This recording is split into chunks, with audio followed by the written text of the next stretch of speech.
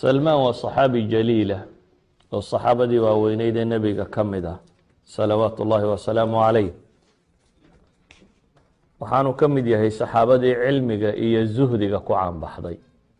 waa nin صaxaabiya oo raggii cilmiga ku caanbaxay ka mid ahaa, isla markaana ka mid ahaa raggii zuhdiga ku caanbaxay.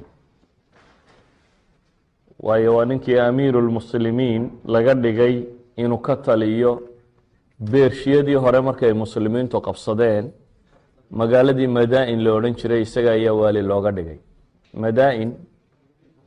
madaa-in waa magaalooyin yaryar oo boqoradii beershiya hore ay samaysteen oo iminka iska xaafadun dacalkeeda ku taalla magaaladan hadda baqdaad la yidhaahdo.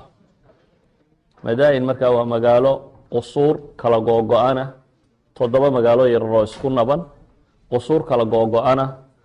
alqasri albaydaana uu ku yaalay, gurigii caddaa guriga la odhan jiray ee loogan talin jiray dowladdii beershiya.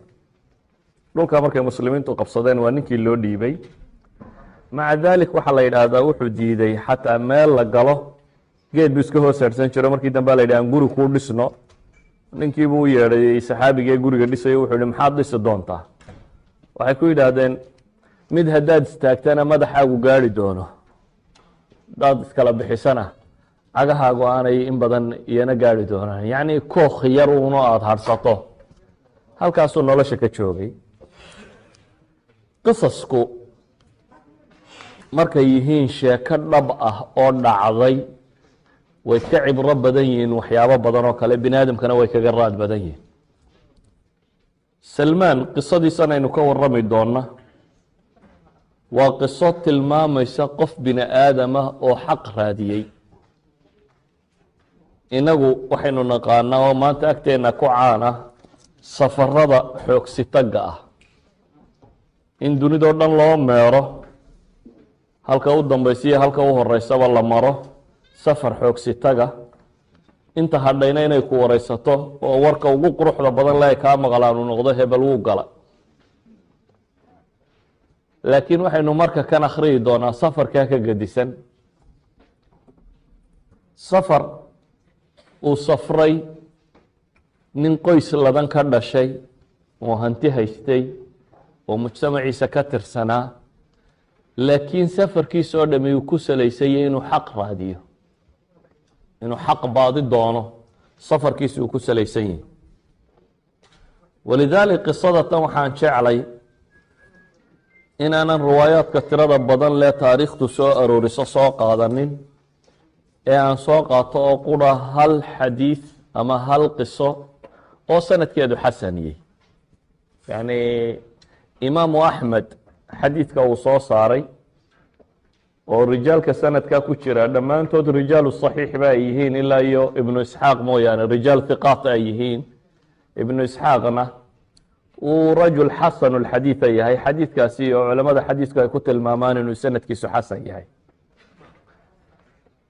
xadiidkaasi markaa wuxuu ku saabsiisanyay waa salmaan alfaris iyo isagu iska waramaya, u waramaya saxaabi kale oo yar markaa, cabdillaahi bnu cabaas saxaabigii la odhan jiray buu u waramaya. waxaanu uga waramaya taariikhdiisii nololeed ee xaqraadinta. cabdillaahi bnu cabaas markuu xadiidka warinaya wuxuu leeyahay waxaan ka qaaday min fiih, afka salmaan baan xadiidka ka soo qaaday buu leeyahy. cid kale igama waramine salmaan laftiisa ayaa warka ii sheegay. dhacdada tan waxaynu ka fahmi doonaa marka haddii alla yidhaahdo inaanay wada sax ahayn in laga dhigo qofku inuu majbuur yaho aanu waxba haynin. qofku inay bii-ada uu ku nool yahay iyo duruufta ku weegaarsan, aabbiyo hooyaha dhalay iyo hidaha iyo taraa cidduu ka tirsan yahay, iyo caqligiisu intuu dakaagiisu gaadhsiisan yahay, intaasuun inay xukunto oo uu yahay munfacil, yacni qof isaga wax loo tilmaamo oo markaa aan ka dhex bixi karin inuu yahay.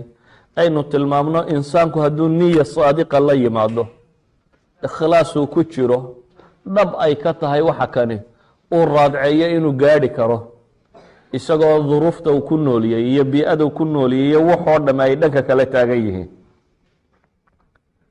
waa xujada dadka caajisiinta ah xujada tidhaahdo dee maxaa sameeya duruuftaa sacab ahayd meeshaan ku noolayn baa caynka ahayd noloshaa caynka ahayd nolosha caynkaasoo dhan waa la bedeli karaa hadday dhabkaatay waa xujada dadka kusaale ah dadka caajisiinta ah waxaa mudan runtii inaan tilmaamo intaynan qisadaba bilaabin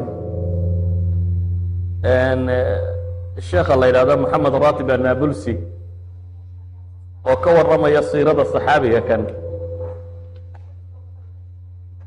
ayaa wuxuu muqadamo ka dhigtay sheekhaasi oo ka waramaya siirada saxaabiga kan ayaa wuxuu muqadamo uga dhiganaya markuu masaladaa ka waramayo wuxuu leeyahay insaanku hadduu xidhxidho ay dhab ka tahay oo ay casiimadu jirto inuu xaqa gaadhi karo aan mithaal idin siiya buu yidhi mithaalkiisaasi wuxuu ku bixiyey runtii mithaal maanta aada gariib dadkan maanta jooga ugu noqon karaa wuxuu mithaal u qaatay nin 55 jir ku soo gaadhay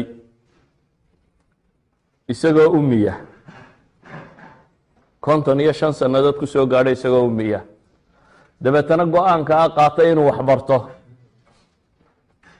qoraal iyo kitaabo bilaabay qur-aanka xifdigiisii ku xigsiiyey sulamkii sharciga ee shareecada loo marayey maray dabeetana noqday sheekhii masar ugu weynaa shaykhul azhar masar ka noqday waa nin 55 jir waxbarasho ku bilaabay qoraal iyo akhris iyo qur-aan la xifdiyo isla markaasi gaadhay inuu noqdo shaykhil azhar 96 jir buu ku dhintay markii dambe wuxuu leeyahay shaykhul azharkaasi min rajul laa yaktub walaa yaqra fii sini 55 ku gaadhay ayuu ahaa buu leeyahy laakiin markuu go-aankan iyo casiimada tan qaatay wuxuu noqday inuu shaykhul azhar noqdo muddadaa yare kooban ilaahayna wuxuu inoo tilmaamayaa kula numidu haaulaa'i wa haaulaa'i min caطaa'i rabbik wma kana caطaa'u rabbika maxduura idan waxaa aada u habboon inaynu qisada tan u fiirsano salmaan alfarasi radia allahu canhu wuxuu ku bilaabaya wuxuu leeyahay waxaan ahaa nin farisiya farisigu waa persian erani min ahli asbahan magaalada asbahaan la yidhaahdo ama gobolka asbahaan la yidhaahdo u dhashay tuulada jayun la yidhaahdaan ka imi buu leeyahy tuulo jay ayuu xadiidkaasi tilmaamaya riwaayadka qaarkood baa jayaan sheegaya magaca qaarkood alfaada laakiin waa lafdi farisiya xadiidkan laakiin xasanka ahi wuxuu ku tilmaamayaa jayun in tuulada la yidhaahdo idan waa nin reer asbahaana reeraan ka tirsanaa tuuladaasi ku dhashay aabbahayna wuxuu ahaa buu yidhi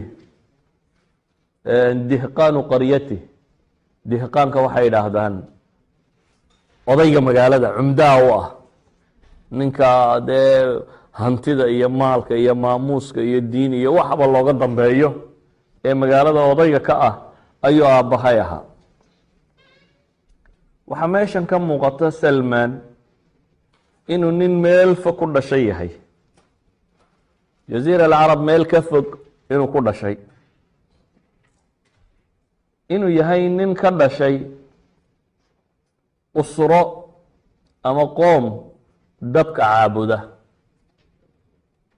halkaa waxaynu ka dareemaynaa inuu yahay abcad insaan can ilxaq inuu ka tirsan yihi dadba kii xaq ugu fogaa nin dab caabudaya oo tuulo yaroo jayi la yidhaahdo ku dhashay oo beershiya dhexdeeda ku taalla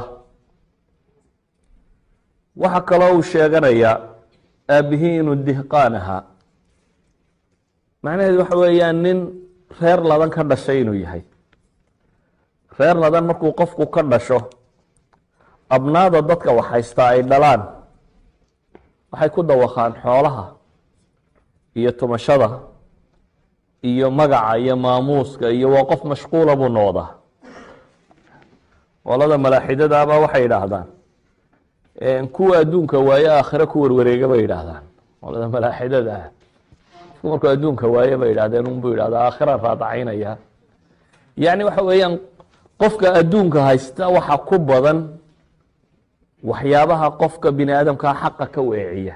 qofkaasee waxba haysanini dee maba jiro wax badan oo xaqa ka weeciya. waxaa ka muuqata salmaan alfarisi inuu ka dhashay qoys ladan, laakiin uu xaq raadinayey.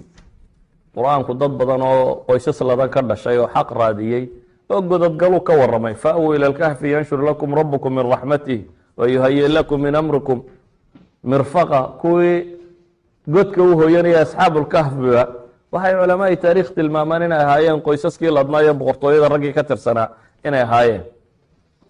salmaan alfarisi wuxuu kaloo sheegay wa kuntu axaba khalqi illaahi ilayh. guri ladana qura kamuu dhalane guri lagu jeceliyo ka dhashay. waxaan ahaa buu yidhi aabbahay miduu dadba u jecel yahay. ilmuhu wuxuu ariiq labaad ka fakeraa markaanay faamiliga isku fiicnayn, laakiin ninkani wuxuu leeyahy faamiligu waana ladnaa waana laygu jeclaa. sida daraaddeed waa waxyaabo wada tilmaamaya inay ariiq labaad inuu qofku ka fakeraa inaanay sokaynin. waxa kaloo uu sheeganaya uu leeyahy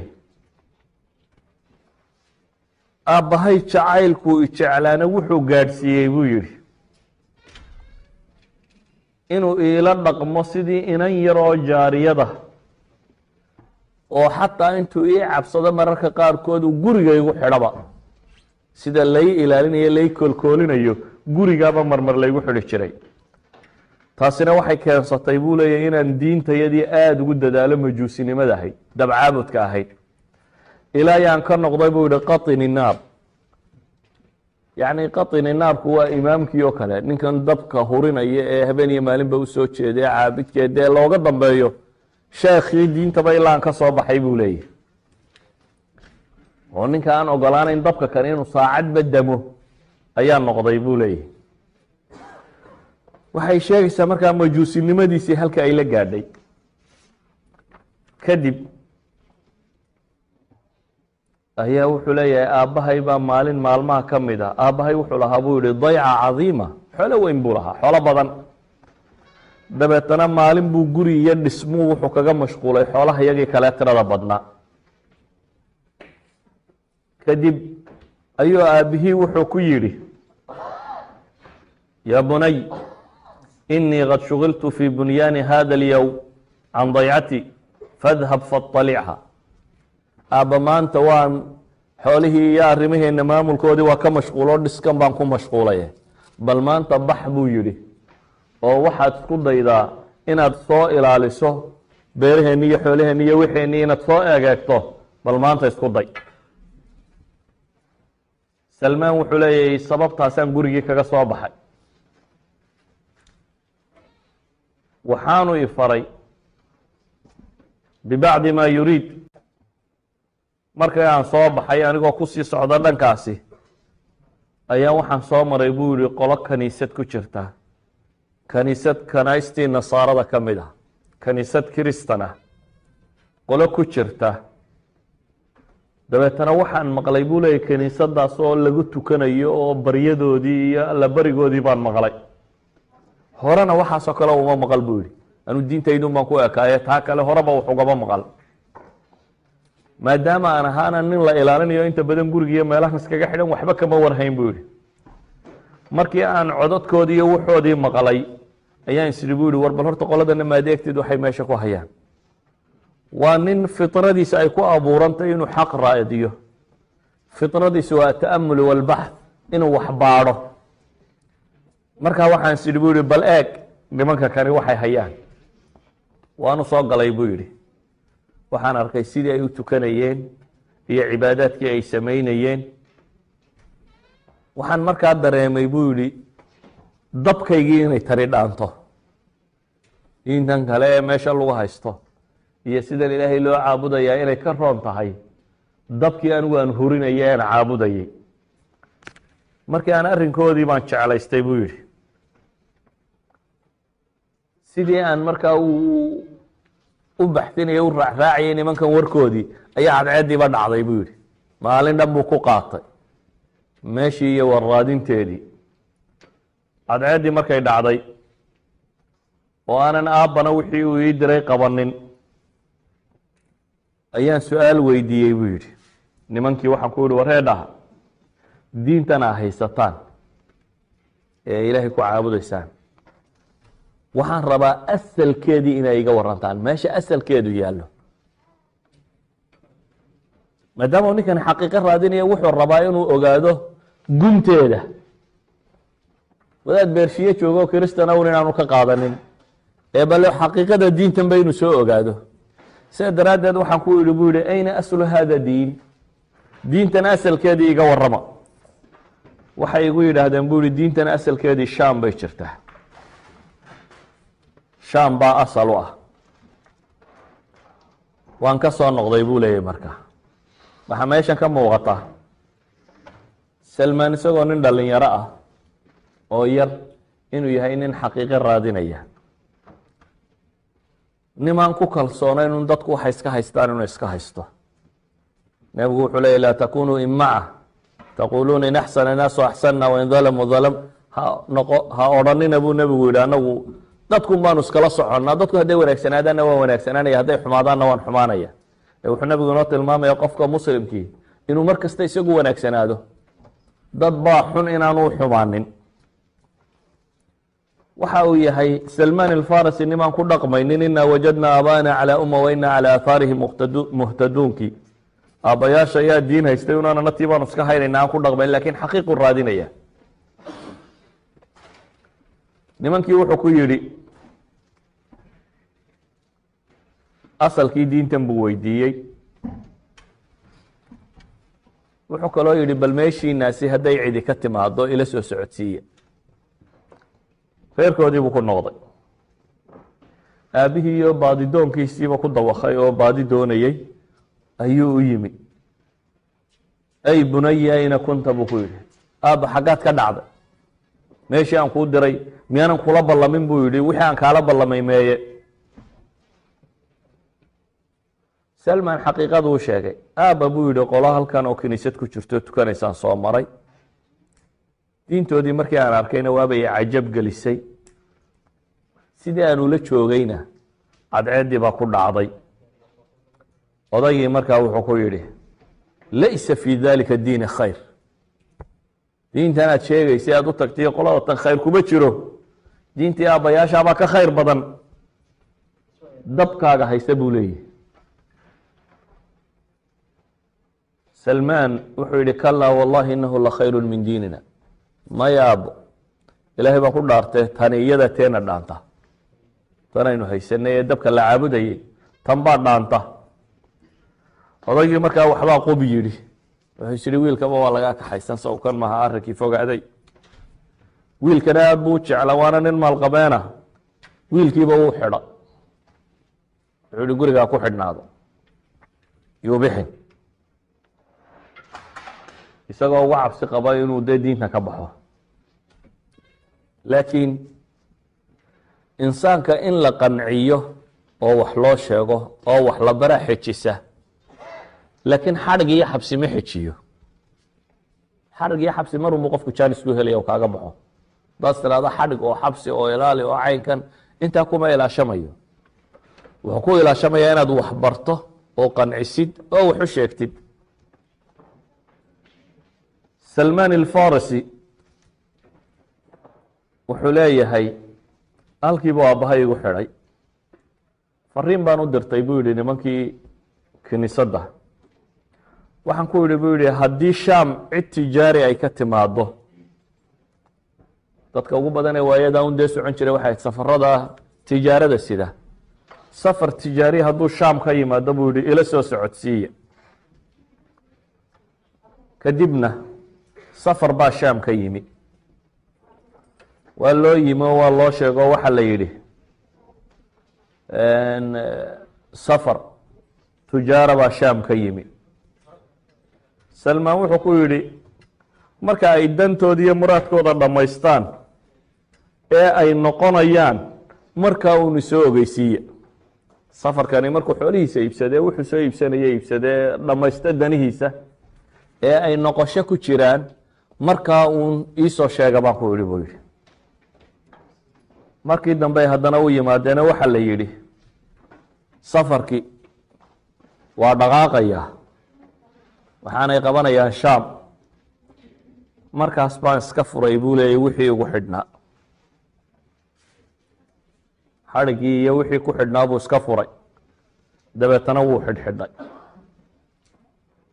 salmaan wuxuu ka tegayaa guri barwaaqaysan oo xoolo yaaliin oo maal yaallo oo magaciyo maamuusu ku leeyahay wuxuu u socdaa meel aanu garanaynin oo horeba u arag cid aanu garanayno uu sii raacaya laakiin waxa uu u safraya waxa weeyaan inuu xaq helo noloshiisu inay mudba'in noqoto uu diin saxa helo ayaa kala weyn cunadan iyo gurigan iyo waxan oo dhan walidaalika uu safarkan bilaaba qoladii buu raacay markuu raacay wuxuu yimi shaam markii uu yimina wuxuu ku yidhi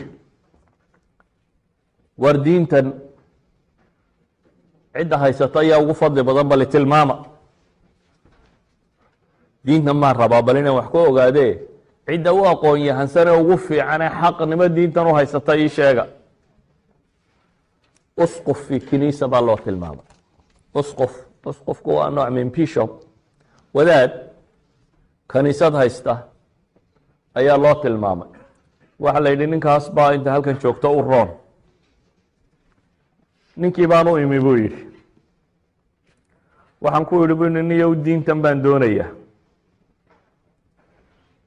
waxa aan rabaa inaan adiga kuu shaqeeyo adna aada waxi bartid oo aan diintanna kaa barto kulana cibaadaysto kula tukado ninkii wuxuu yihi fadkhul soo dhaafde marka salmaan jay oo isbahaan ku taalla isbahaan waa beershiyada shishe ayuu lug ka soo bilaabay shaam buu tegey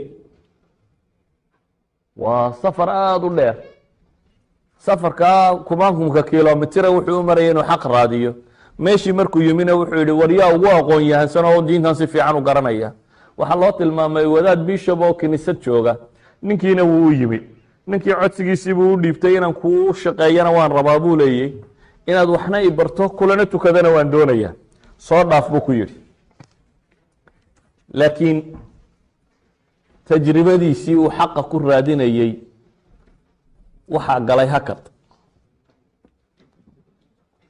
waxa uu la kulmay nasiib daro nimaanay diintu dhab ku ahayn nin shicaarka uu taagay iyo calaamadda u taagan iyo waxa uu rumaysay iyo meeshuu matelaya dhaqankiisa kale aana isku mid ahayn waa nin dadka yidhaahdo sadaqadaysta wax la baxa kan sameeya xoolaa soo ururiya dabeetana isagu iska qaataan masaakiinna siinin cid kalena siinin waa rajul suu waa nim aan si fiican uga tarjumaynin diintii uu rumaysnaa wuxuu leeyahy ninka kani rajula saw-in buu ahaa dadku sadaqada fari jiro oo uu ku boorin jiray marka loo keenana sadaqaadkaa loo soo ururiyana isaga ayuunbaa meel iska dhigan jiray buu yihi masaakiinta muu siin jirin ilaa iyo uu ka urursaday buu yidhi 7 qilaal qilaalku waa jara weyn waa bahashan maxaa la yidhahdaa jalxad ashuun weyn 7 jalxadood ama ashuun oo waaweyn ayuu meel ku qarsaday oo urursaday wuxuu salmaan leeyahy ninkan aad baan u nacay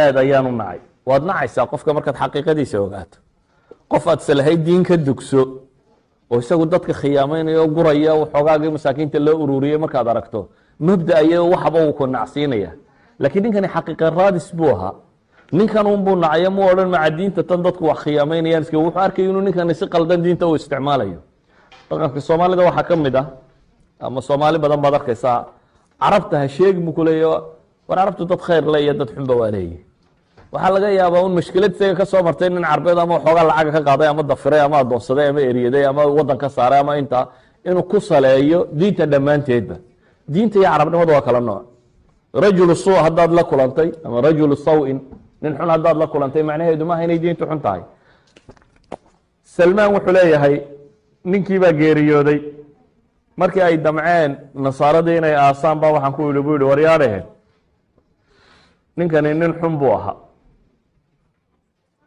markaasa waxaa la yidhi maxaad ku garanaysaa? waxaan idhi weli ninkani sadaqadana wuu idin fari jiray, isagaana urursan jiray, maxaad taa ku garanaysaa? waa ka kansigiisii halkaa yaalla buu yidhi, halkaa ka raadiya. meeshii baa la baadhay, waxaa la helay 7 ashuun ama 7 jalxadood oo uu ku jiro dahab iyo waraq ka buuxa, silfar iyo fida, silfar iyo gold halkaa ka buuxa. markii ay arkeen bay waxay yidhahdeen wallaahi inaanan aasaynin. dabeetana inta la rajmiyey baa meydkiisii la salbiyey oo iskaga tageen. waa la isbaarbaaray kiniisadii nin kaloo sheekhaa la keenay. ninkii sheekh ahaa salmaan wuxuu leeyahay ninkan dambe loo keenay, nin baa lay keenay buu yidhi, famaa ra'aytu rajula laa yusalli اlkhamsa uraa annahu afdalu minhu azhadu fi اddunya walaa argabu fi اlaakhira walaa ad'abu leyla wanahaara minhu. nin baa la keenay buu leeyahay aanan anigu arag nin 5 tukada mooyaane. cahdigii salmaan ninka 5 tukada kumuha dee saxaabadii la yaqaanay bay ahaayeen. nin 5 salaadood tukado oo dee wax walaaqa lama aqoon. waxaa la yaqaanay nin 5 salaadood tukado oo ilaahay rumaysan oo saxaabiyo dee raggaa ku jira baa la yaqaanay. idan waxa uu mithaal ku bixinaya salmaan alfarisi, wuxuu leeyahay maan arag nin 5 tukada mooyaane ninkaasi nin ka fadli badan noloshayda maan soo arag buu leeyahy. yacni saxaabada nebiga mooyaane cid kale oo ninkaa ka fadli badan ninkii kale lay keenay maan arag buu leeyahy. nin adduun ka zaahiday buu ahaa buu yidhi, aan adduun uruursigii qiimalo lahayn, aakhiro u go-ay, habeen iyo maalinba ilaahay baryaya. dabeetana ninkan baan waxaan u jeclaaday buu yihi si qof loo jeclaado sida ugu badan, si aanan cidba weliga u jeclaanin ayaa ninkan u jeclaaday. rajulka saalixa ahi qofka mabdaa wuu jeclaysiiya. rajulku hadduu dhab ka yahay mabdau oo uu saalix yahay oo isagu multazim iyo طabaqayo, wacdigiisa badani ma jeclaysiiyo. laakiin waxa jeclaysiiya dhaqankan laga arkay ee ah siduu islaamnimada u طabaqayo. ninkaas tajribadii koowaad ee ninkii hore ula galay way ka fashisay. tajribadii labaad ee uu ninkan la galay waxay noqotay tajriba naajixa. laakiin muddo markii la joogay ninkii baa xadarat lwafaat, geeridii baa ku soo ururtay. markuu arkay ninkii inuu xanuunsanayo oo waktigii geerida uu joogo ayaa waxaan idhi buu yidhi hebelow waan kula joogay, aadna waan kuu jeclaa, si aanan adiga hortaa cid u jeclaan baan kuu jeclaa. maantana waxaa ii muuqata inay kugu soo ururtay, ilgeeriyaad baad maantana leedahay. waxaan rabaa inaad ii dardaarantid, ee yaad ii dardaarmaysaa? masalada tan waxaynu ka fahmaynaa isagoo salmaan diintii fahmay oo ku dhaqmay, ee haddana qofku wuxuu u baahan yahay xaqa cid uu la gargaarsado. kelidu ma qurux badna. wuxuu raadinayaa cid markuu caajiso iyadu dhiiran oo xaqa u sheegta, markuu daciifo isagu xaqa u sheega. cid ay diinta isu gargaarsadaa buu raadinaya. saaxiibku waa wax weyn, iyo jamaacada iyo bulshadu. keliduna waa wax dhib badan. walidalik salmaan isagoo xaqii fahmo ninkan aada u jeclaado diintii ka gartay ayuu haddana wuxuu ku leeyahay ninkii, adiga waa kana waad sii socotaa, laakiin weli saaxiib baan u baahnay, ee yaad igula dardaarmaysaa? maxaad se ii dardaarmaysaa? maxaad ifaraysaa? ninkii wuxuu ku yidhi anigu maanta garan maayo mabda'an aan haysto cid haysato dunida korkiisa joogta garan maayo. dadkii way dhinteen buu yidhi, xaqa ku sugnaa waa madheen. waxaana soo hadhay dad diintii bedelay oo ka tegey. nin uun baan iminka sii garanayaa buu leeyahy raggan xaqa ku tuhmayey. ninkaas wuxuu joogaa buu yihi mawsil. mawsaltu waa magaaladana taqaaniin ee ciraaq ah. shaamna markan wuu joogaa. nin mawsil jooga uun baan garanayaa buu yihi ragga aan isleeyahay xaq baa kusii hadhay, raggii kale madhe kaas baan garanayaa buu yihi. salmaan alfarasi awalba xaq buu u socday. meesha waxaa ka muuqata inta badan ahlu xaqu inay dad yar yihiin, dadka inta badanina inay iska lunsan yihiin. salmaan awalba bershiya wuxuu lugta uga soo bilaabay inuu xaq raadiyo. maanta oo loo sheegay saaxib kaleo ay diinta isku gargaarsanayaanna wuu raadinayaa. salmaan shaam buu ka tegey, mawsil buu tegey. markuu ninkii u tegeyna wuxuu ku yidhi, ninkii kale waa dhintay saaxiibkii ahaa, markii la aasay buu iskaga tegey, shaam buu qabtay. shaam ninkii ugu tegey wuxuu ku yidhi, warniyahow waxaa ii kaa soo dardaarmay sheekhaasi hebel la odhan jiray caynkaa iyo caynka ahaa iyo aan la joogay. markii uu geeriyoonayaan ku yihi ii dardaarno, adaa la kaa soo dardaarmay. ninkii wuxuu ku yidhi, bes haddii hebel kulu soo dardaarmay kaalay ila joog, aniga ila joog. ninkii saddexaad weeyaan, kana waan la joogay buu yidhi, fawajadtuhu khayra rajuli calaa amri saaxibi, nin wanaagsan oo halkii saaxiibkii maray isna maraya buu ahaa buu leeyahy. waa rixlaad ayuu ku jiraa xaq lagu raadinayo, rixlo ka gedisan kuwa maanta inta badan dunida la galo. ninkii muddo markuu joogay ayay isagana nin kaloo da-un buu iska ahaaye tiisii soo ururtay. salmaan haddana kelinimadii baa dhibtay. mar kaluu su-aashii bilaabay, uu leeyahay, warniyow adigana waan ku arkaa, geeridii waa kugu soo socotaa, arrinkaygana waad ogey, sidaan kuugu imina waa kuu muuqatay, dee yaad kale maanta ii dardaarmaysa, yaad adna ay bunay wallaahi ma aclamu rajula calىa mihli ma kuna calayhi ilaa rajula binasiibiin. ninkiina wuxuu ku yidhi, maanta anugu garan maayo cid haysata wixii anagu aanu haysanay ilaa iyo nin jooga magaalo kale oo iyana nasiibiin la yidhaahdo mooyaane. ninkaa raadcayso oo qabo. salmaan weli baadi goob xaqeed buu ku jiraa, safarkiisu haddana xidhxidhay. 3 nin baa geeriyooday, kii afraad buu u socdaa. salmaan wuxuu tegey nasiibiin. markii saaxiibkii la aasay ee uu geeriyooday ayuu nasiibiin qabtay. nin baanu imi buu yidhi, isna raggii xaqa ka mid a, oo isna raggii xaqa rumaysnaa ee haystay ka mid a. ila joog buu isna yidhi. ninkii nasiibiin buu isna muddo la joogay. waxaan helay buu yihi nin saaxiibadii wixii ay ku sugnaayeen isna ku sugan. isna markaan muddo la joogay buu yihi baa geeridii kusoo ururtay. markaasaan ku yihi buu yihi, hebelow waad ogeydo hebel baa hebel ii dardaarmay, hebel kalena hebel buu ii dardaarmay, hebel kalena mowsel baa laysoo dardaarmay, kadibna adaa laysoo dardaarmay. waa ninkii afraad. bal yaad adna ii dardaarmaysa, yaad adna ii dardaarmaysa. wuxuu hi, wallaahi ma naclamu axada baqiya calىa amrina aamuruka an taأtiyahu ilaa rajula bicamuriya. meesha camuuriya la yidhahdo, camuuriyadii caanka ahayd ee khilaafati haaruun arashiid dhulkii la furanayay ahayd. camuuriye mooyaane meel kale cid kale oo aan kuu tilmaamo garan maayo. magaalada camuuriya la yidhaahdo, beledkaasaa nin ku ogaa xaq haysta. dee haddii aad jeceshahay ninkaa aad buu ku yidhi. saaxiibkiisanina waa geeriyooday, dabeetana waa ka safray. waa safarkii imisaad markaa? waa kii shanaad. yani shaam buu bershiyu ka yimi oo shaam buu yimi. ninkii hore ula joogay wuu dhintay, kii labaad ee ula joogaa dhintay. wuu ka safro ciraaq buu qabto, mowsal buu tegey, kii uu la joogay baa dhintay. wuu ka safro nasiibiin buu tegey, waa shaam iyabaa udhexaysaa mowsal dhexdeeda. nasiibiin ninkii joogaa dhintay. wuu ka tego camuuriyuu qabtay. camuuriye ninkii joogay ayuu yimi oo wuxuu leeyahy, ninkii baa soo dhoweeyey, isna xaquu tilmaamay,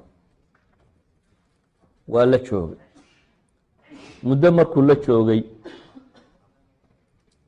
ayaa wuxuu yidhi, waxaan ku hamiyey bal waxoogaana xoolana inaan dhaqdo. waxaan dhaqday buu yidhi markaasi in lo ah iyo gunayma neef yaro adhiya ama adhi yar, baqaraat iyo gunayma ayaan dhaqday buu leeyahy. intii isagoo dhaqday lana jooga sheekhaasi jooga camuriya ayaa isagana geeridii ku timi buu yidhi. markaasaan idhi buu yihi bal adna dardaaran, yaad i faraysaa xaggaan see u kaca. wuxuu igu yidhi buu yidhi niyow aniga waa soo ururta,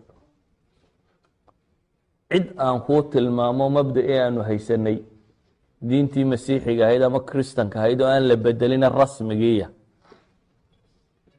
cid aan kuu tilmaamo haysata ma haya buu yidhi. waa wakti ay faaftay yani diinta masiixiyadda bedelkeedii waxaa ka qayb qaatay boqorkii Qustantiin lo odhan jiray iyo shirkii Niqiya lo odhan jiray. shirar baa lagu bedelay, boqor aan isagu diinba haysan baa nimankan isugu yeedhay. dabeetana 2,000 oo qof dad ku dhadhow baa isu yimi. 2,000 oo qof 371 kooxa baa dhan isu raacday. kooxdaasuu taageeray. waa kooxdii lahayd ciise inay ilaah weeyaan iyo waa dabeeca ilaahiya iyo dabeeco kale buu wada leeyahay. kooxdaasuu taageeray. kooxihii kale waxaa lagu soo rogay dowladdii Romanisku markaasi in kanaa'istooda lala wareego, kutubtooda la gubo, wax walba la cadaadiyo, hardaqa lagu xukumo, zanaadiqa lagu xukumo. kooxdan yaree dowladda raacsisan iyo madhabkeedii baa faafay. idan meelahaasi Romanisku ka yara fog uun midhadh ku libdhay oo wadaadaa mooyaane cumuuman diintii dowladdaa dunida haysata marka kan. marka ninba nin buu tilmaamaya uu leeyahy uu ninkaasba in yar u qarsoon tahay oo aan filaya raggii ragga hore ka soo hadhay inuu yahay. akhiiran ninkan markii uu yimi, ninkani wuxuu leeyahay anigu cid kaloo aan kuu tilmaamo garan maayo, laakiin dardaaran kale ayaan ku siinaya. niyo waxaa soo galay wakti nebi uu soo bixi doona baa soo dhowaaday. nebigaas oo diintii nebi Ibraahim dadka ku soo celin doona, dhulka carbeedna ka soo bixi doona, una soo hijroon doona meel dhul bayna xaratayna, dhul labadiisa dhinac ay xara tahay. xarada waxaa la yidhaahdaa dhulkan fulkaanuu markuu ka qarxo buuraha sisibka noqda. madiinana waxaa la yaqaanaa labadeeda dhinacba in valkanayaal ka qarxeen dabeetana ay sisib tahay. ninkaasi nebigaa soo bixi doonaa buu yihi wuxuu u soo hijroon doonaa dhul bayna xaratayn leh, geedka timirta la yidhaahdana uu aada ugu badan yahay. nebigaasi wuxuu leeyahay buu yidhi calaamado aan kaa qarsoomi doonin. calaamadihiisaasi waxaa ka mida buu yidhi hadiyadda wuu qaataa ama se wuu cunaa, sadaqada se ma cuno. hadiyadda wuu cunaa, sadaqada se ma cuno. labadiisa garab dhexdoodana khaatamu nubuwa, shaabadii nebinimada ayaa labadiisa garab dhexdoodana ku taalla. haddii aada awoodi karto dhulkaa qabo oo dee rajada ay nebigaasi soo bixi doona un ku noolow buu leeyahy. anuu cid kaloo aan kuu tilmaamo ma hayo. salmaan alfarisi albaabkii culammadii kristanka ee uu dhex marmarayay waa ka soo oodanta, welina xaq buu raadinayaa. xaqa cimrigiisii qeyb buu ku soo qaatay. intaas oo dhul ana wuu maray isagoo xaq raadinaya. haatanna xaqii buu ku talagalay inuu natiijadiisa weli sii raadiyo. waxaan go-aansaday buu yihi markaasi inaan safro oo dhulkaa la tilmaamaya aanu safro. ninkii camuriya ay wada joogeen markii uu geeriyooday ee la aasay ayaan dhulkii camuriya waxaan sii joogay buu yihi in muddo ah. kadib ayaa safar yimi, qabiilada kalb la yidhaahdo ee carbeed, niman tujaaro ka tirsan baa yimi. nimankii carbeed baa waxaan ku yidhi buu yihi waryaareen haddaan xoola idin siiyo may qaadaysaan oo dhulka carbeed may geynaysaan? haa baa la yidhi. loodaa iyo adhigaasaan haystaa buu yihi qaata, idinku qaata lood iyo adhiganba. bilaad ilcarab dhulka caynkaa iyo caynkaa u eg igeeye. waa ka aqbaleen. waxaynu joognaa mar kale oo salmaan safar u xidhxidhanaya safarkan wuxuu hanti lahaaba wuu ku bixinaya inagu safaro badan baynu usoo xidhxidhanay laga yaabo waxaynu hanti lahaynba inaynu ku soo bixinay iyo wax loo amaahdayba laakiin safaradaasoo dham waxay ku salaysnaayeen xoog sitag iyo beris raadin salmaan laakiin weli safarkiisu wuxuu ku salaysayay inuu xaq raadiyo naftiisana uu badbaadiyo waxa uu markan taagan yahay wixii uu xoolo haystay yaraayo uu haystay oo dhan inuu qadimo liajli meel uu rajaynayo in nebi ka soo bixi doono inuu u dhowaado tago saas buu nimankan xoolihiisii ku siiyey dabeetana way soo kaxeeyeen 5 ninoo horena wuu soo maray marka nimankii carbeed way khiyaameeyeen qolo qowlaysataa bay ahaayeen dhexda markay marayeen ayuunbaa inta xadhigga la isugu jiiday ayaa la yidhi waa addoon yar aanu ka soo iibsanay camuuriya yaa naga iibsanaya salmaan oo xaqii raadinaya ayaa isagoo addoonnimo loo iibiyey nin yahuudiya bay ka iibiyeen oo ay addoonnimo uga iibiyeen idan isagoo wuxuu hanti haystay bixiyey oo weli xaq raadinaya ayuu haddana dhibtan la kulmay cusub ee ah inuu addoonnimo ku dhaco oo ninkii xorta ahaa ee reer waxhaystee ladan ka dhashay ee xaq u raadinaya u safray maanta wuxuu taagan yahay addoon waxaa laga yaabaa soomaalida iyo dadka maanta jooga markay addoonka maqlaan inay ka fekeraan nin madow war addoonku nin madow ma ahaan jirin addoonku ninkii laga xoog badan yuunbu ahaan jiray dunidii hore marka la isku duulo cid la qabsado ciddaa xoolahood iyo dumarkana waa la kaxaysan jiruun raggana addoonnimun baa loo iibin jiray ama white man ahaw ama bersian ahaw ama african ahaw ama waxa doonta ahaw haddii lagu qabto waa lagu iibinaya una waa lagaa xoog batay salmaan nin madow maaha nin bershiyaana buu ahaa suhayb arumi saxaabigii la odhan jiray nin romanabo laakiin baabkaa laysuma eegaynin cidaad ka dhalatay iyo ma cadaan baat iyo ma madow baat iyo warkaasi ma jiro haddii lagaa xoog bato waa lagu iibinayey salmaan ilfarisi waa la qabtay xoolihiina waa laga qaaday dhulkii carbeed markii la yimi iyo yahuudiya meelihii ay deganaayeen waa la iibiyey nin yahuudiya baa laga iibiyey ninkii yahuudiga layga iibiyey buu leeyay waxaan arkay inuu horta dhul timir iyo waxla baan imi raja ay gashay buu leeyahay ah inaan soo dhadhowaaday geed timiraadkani waa geed cajiiba sheekh nablsi baa wuxuu tilmaamayaa timirta hadda madiine ku taallaa buu yihi waxaan rajaynaya inay tahay un tii nebi maxamed markuu noolaa ku taallay waxba iska bedelin buu leeyahy waayo timirtu waxay ka mid tahay dhirta cimriga dheer leh ilaa 6,000 sannadood bay jirtaa bay ragga bar sheegayaan yani 10,000 sannadood bay jiri kartaa lacalla inkastoo iminka laga yaabo in cimaaradaba lagu bedelay iyo daare iyo wax laakiin haddana waxaa sii hadhay un inay yihiin baa suurtagal ah tii waagaasii ku taallay un yani waa timirtu waa geed aada u cimri dheer oo aan isbedelin ninkii yahuudigaa markii layga iibiyey ee aan timir iyo wax arkay waxaan rajeeyey buu yidhi meelihii uu saaxiibkay ii sifeeyey meelo la mida un inaan imi anigoo ninkii maalin la jooga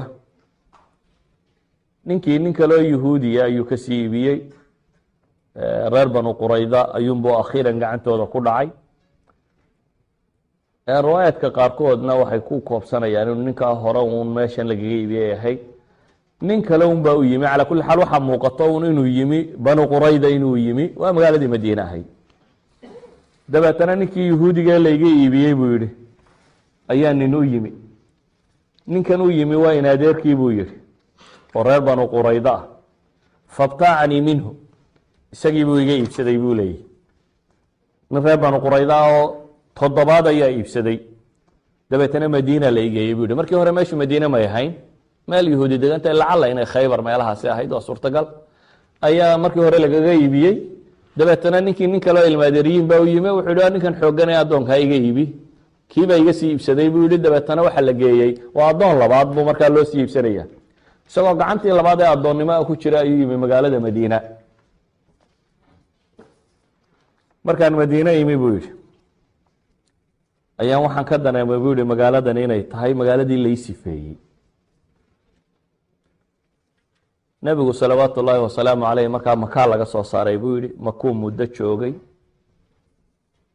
laakiin wax wara anugu kamaan maqal buu yidhi, waayo waxaan ahaa nin addoona oo beer qoda oo meeshaasuu dee lagu shaqaysto jooga, oo aan war badan magaalada iyo waxa wararka ka imanaya maka iyo waxa aan ka war haynin. maalintii dambe anigoo geed dusha ka saaran buu leeyay, geed timireed dushii anigoo saaran,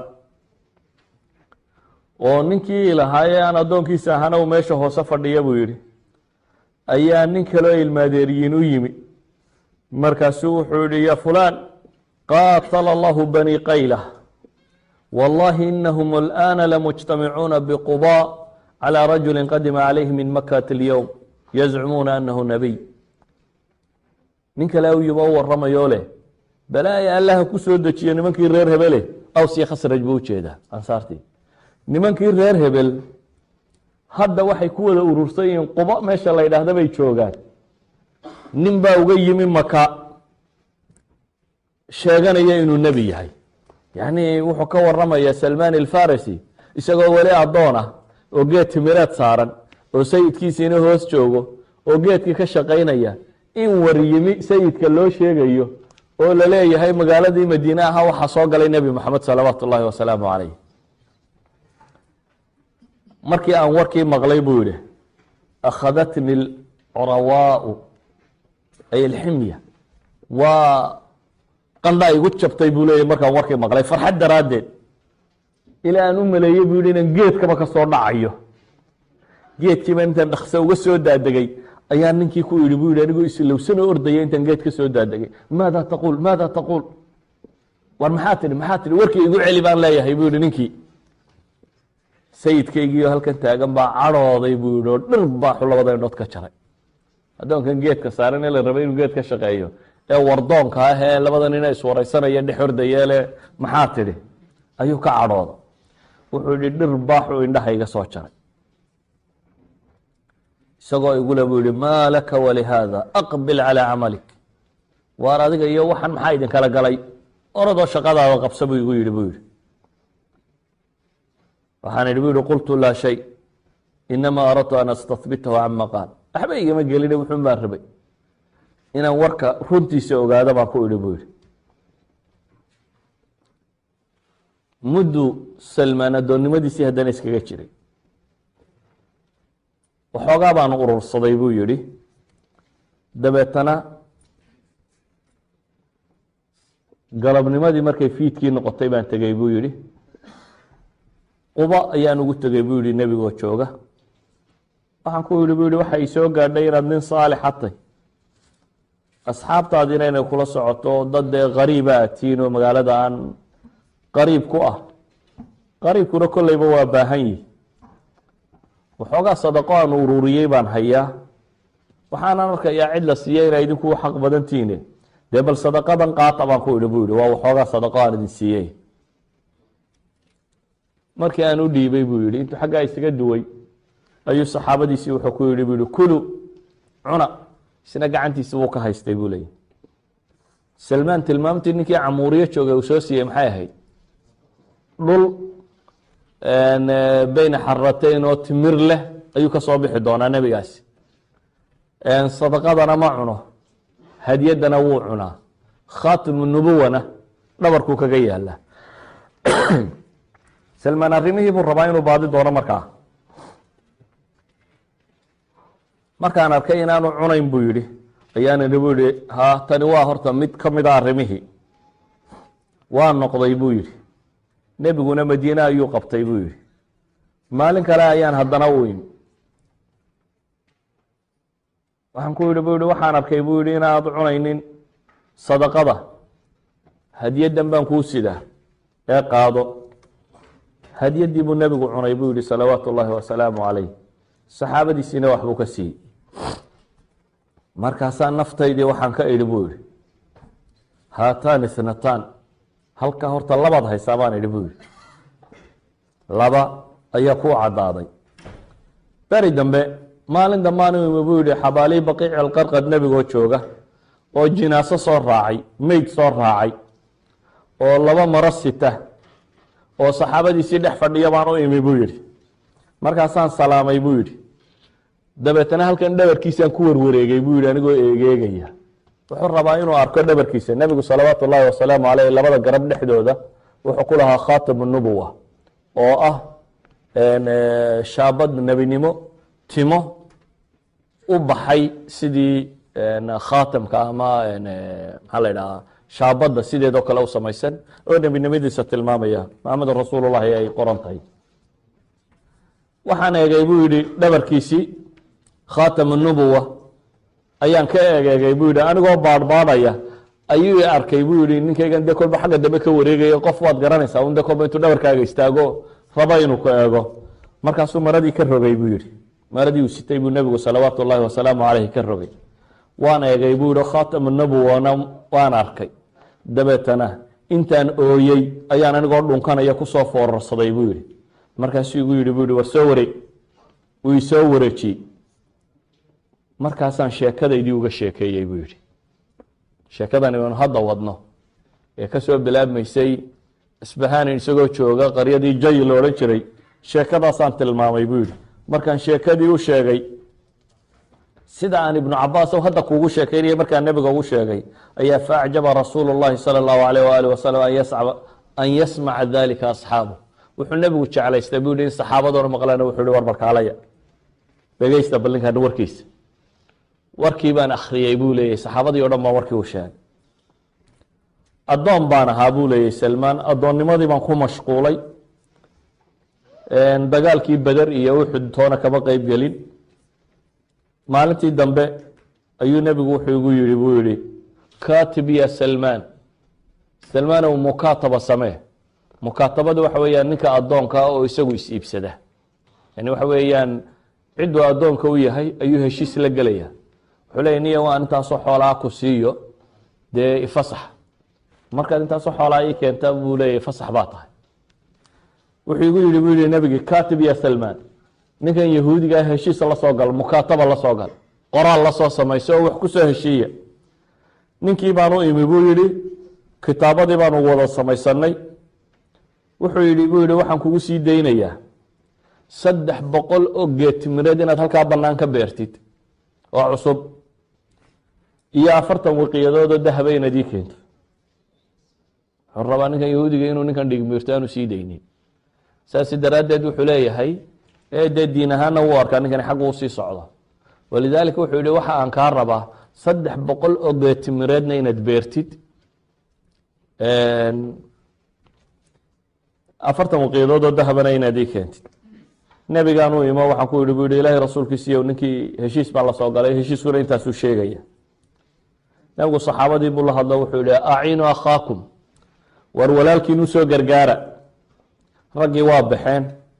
dabeetana waxaa la ii keenay buu leeyay dhirtii yaryarade timirtee la abqaalayay.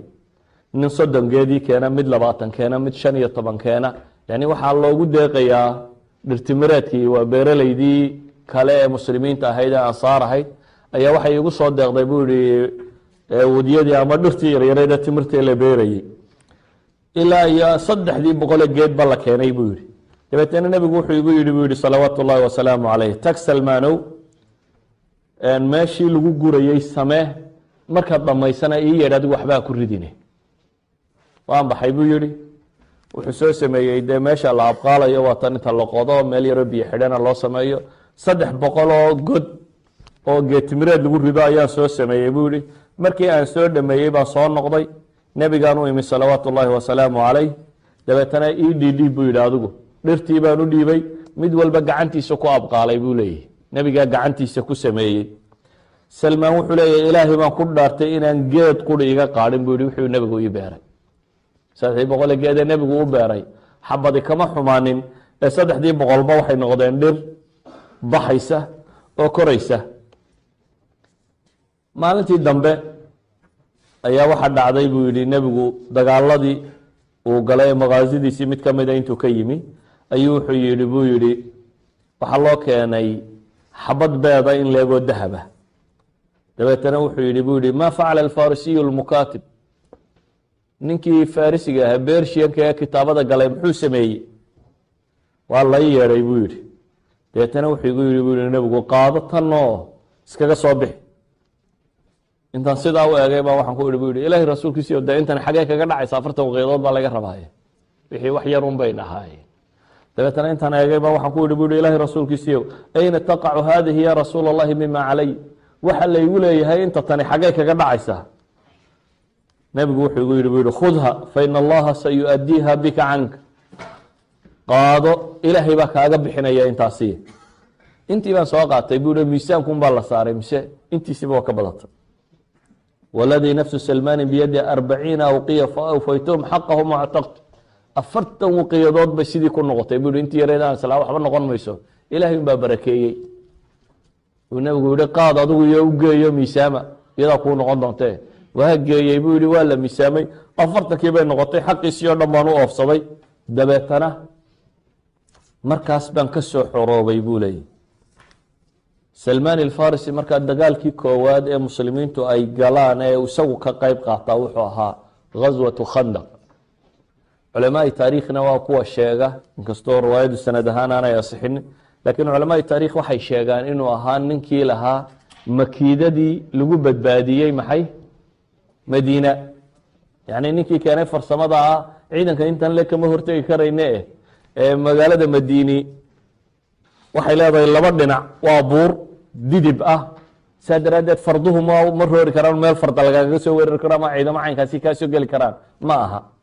dhanna waa beero oo beer baa xidha, iyadana basaantiintu markay isku baxdo iyana maaha dhulu ciidan banaan uu kasoo dagaalgeli kara maaha. dhanka kale oo qura ee buurta yar selac la yidhaha ku taalo, dhankaasoo quray magaaladu ka furay. wuxuu yihi ilaahay rasuulkiisiiyow dhankan furan aan god faras iyo waxba toonaanay ka tallaabin aan ka samayno. waa tii dhankii loo qeybiyey saxaabadii inay godkaasi sameeyaan oo khandaqa meeshii loo bixiyey. ansaar iyo muhaajiriin baa qolaba dhulka qeyb baa la siiyey, nin walba in baa loo mitiriyey inta. salmaan nin xoogan buu ahaa, dabeetana ansaar iyo muhaajiriin baa isqabsaday oo qolaba waxay tihi salmaan anagu naga midiye anagu naga midiyey. nebigu waa markuu lahaa salmaanu mina ahla اlbeyt, salmaan xaggaygu ka tirsan yahy buu nebigu yihi, ahlu beytku ka tirsan yahy. salmaan ahlu beytka ayuu ka tirsan yahay. maalintaa laga bilaabo dagaaluu nebigu galay salawaatu اllahi wasalaamu calayhi, salmaan kama maqnaanin.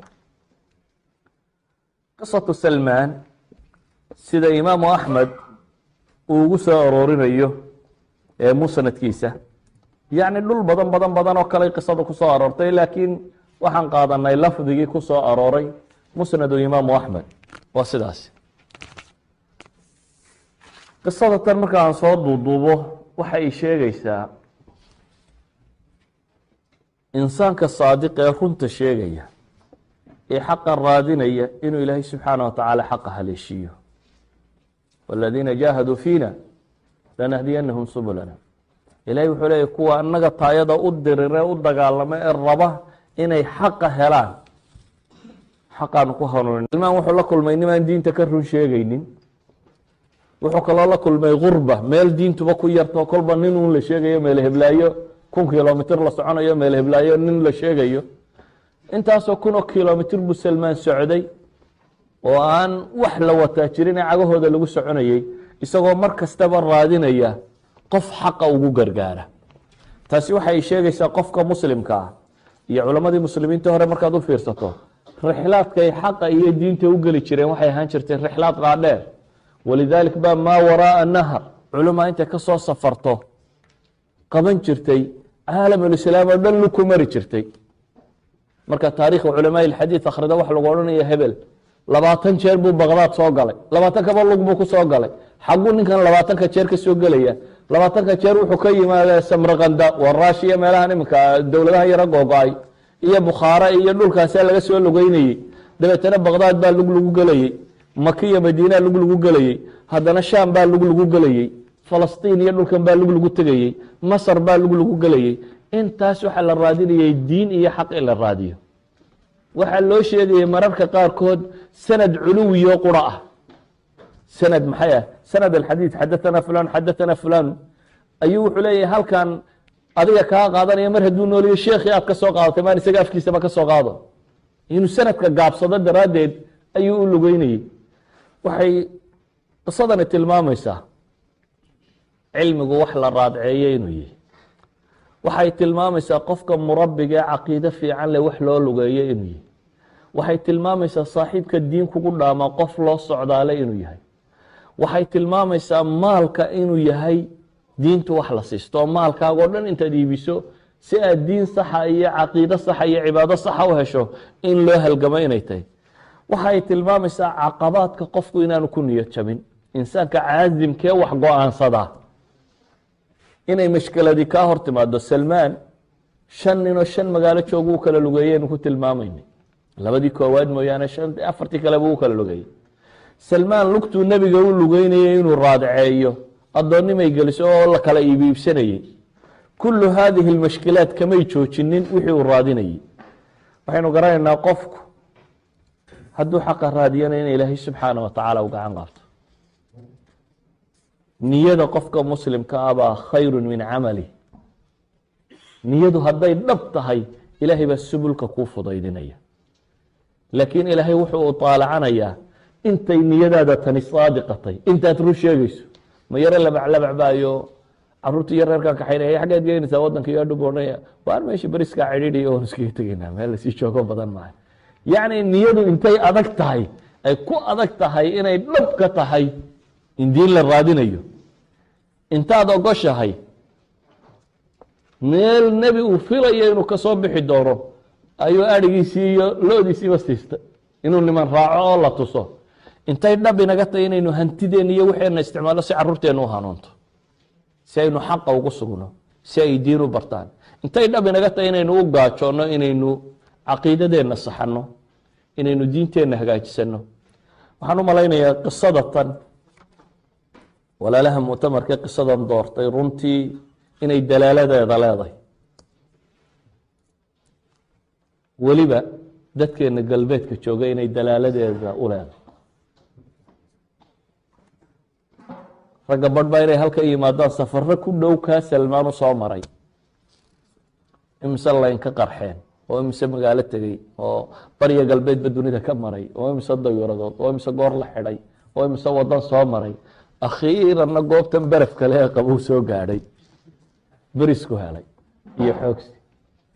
laakiin walilaahi alxamd haddaynu weli diintii hayno, waxaa habboon markaasi inay siday ugu adkay dadkan diintu inayna ugu adkaato. salmaan guri lagu ladan yuu ka tegey, waxaan uga tegay inuu xaq raadiyo. idan inuu xaqu noqdo shay agteenna qiimo ku leh, oo maalintaad aayad hesho, xadiis hesho, qof wax ku dhaamo oo aada dadka culammada ah samtigoodaa wax laga fahmaa. yacni waxaa laga yaabaa nin caalim aan kelmad kuu sheegin 2 habeenoo aad meel ula hoyato ama 3 habeenoo aad la joogto, cibaadadiisi iyo dhaqankiisu inay kaaga raad bataan 20 kitaaboo lagu akrinayay oo intaasoo sannadood lagu soo marinayay. walidaalik waxaa habboon inaynu wanaaggu u ahaado waxa aynu raadcaynayno ee goobayno inuu wanaag ahaado, aakhirana inay noqoto meesha lama huraanka ah aynu ku xisaabtamayno sidaynu u hagaajisan lahayn. wallahu aclam, billahi towfiiq.